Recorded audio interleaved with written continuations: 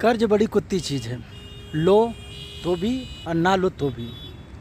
दोस्तों, आज मैं आपको बताने वाला हूँ मेरे ज़िंदगी का जो अनुभव है ना, उस अनुभव के साथ में मेरे साथ जो घटनाएं घट रही, उस घटनाओं को देखते हुए जो अनुभव हुआ है, जो रियल अनुभव हुआ है, उसके आधार पे मैं बताऊंगा कि कर्ज कब लेना चाहिए। कर्ज दो टाइम पे लेना चाहिए। और मैं बता दूं दोस्तों, कर्ज एक ऐसी चीज़ है,